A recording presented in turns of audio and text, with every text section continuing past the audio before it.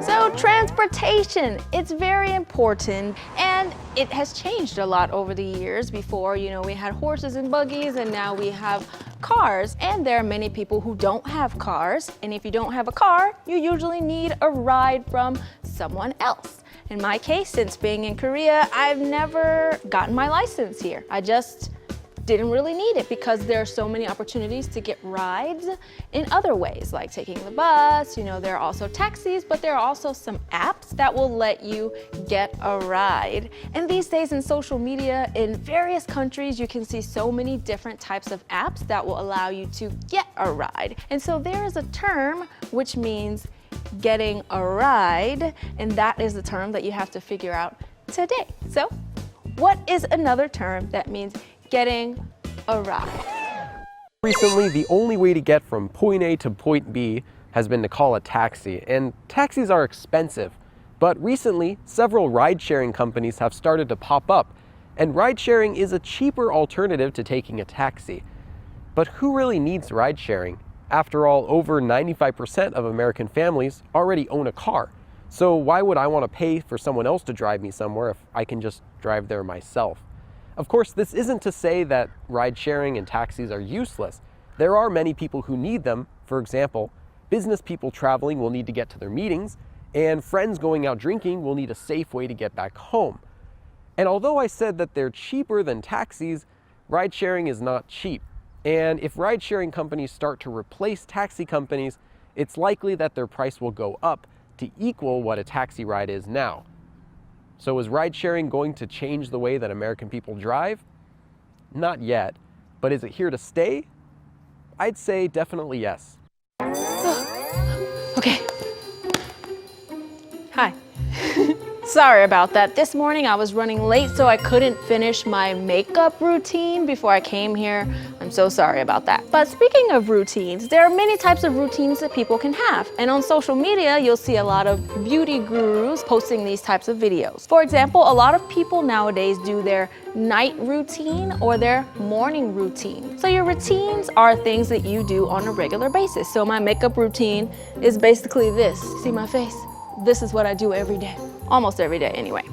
So in the case of a morning routine, for example, there are other ways to say routine. You don't have to use the word routine. There's another word, and you can actually see this word commonly when we're talking about religious ceremony. So what is a way you could describe a morning routine using a word that you could also hear to describe religious ceremonies? My morning routine usually starts off with me waking up and trying not to touch my smartphone, but I always either end up grabbing it or I run to the bathroom to pee first, then hop back in bed because it's wintertime and it's usually cold to get back under the covers for about 10 minutes and I check my email. If you can believe it or not, email is the favorite thing I have on my phone. Then I come downstairs. What I usually do after that is feed the cats first.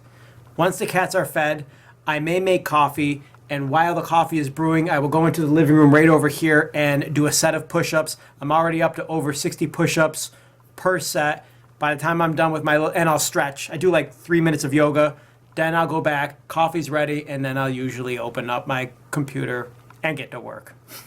So when I was on vacation with my family before, we went and got on this boat, and it was actually a glass bottom boat. So we could see through down to the ocean, and we could see all of the animals, but they couldn't reach us and we couldn't reach them. We can't actually pass through them. We can only see them, and it was fantastic. Now there is a term that means the opposite of that, but it's not referring to boats and anything. Of course, you can have a physical actual one, but in this way, what we mean by this term is when there's a certain group of people, whether it be, women or people of certain races or ethnicities that are kind of held down. There's something made of glass over their heads so they can see up, they can see it, but because the glass is there, they can't actually reach through it. So we use this term to describe the oppression of people. They're not able to pass or go up past a certain point. So what term do you think it is that I'm talking about?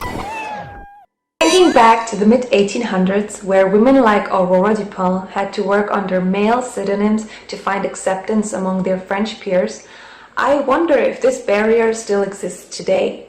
I think that the term itself doesn't really suit today's society because women actually do know what to expect from a job market.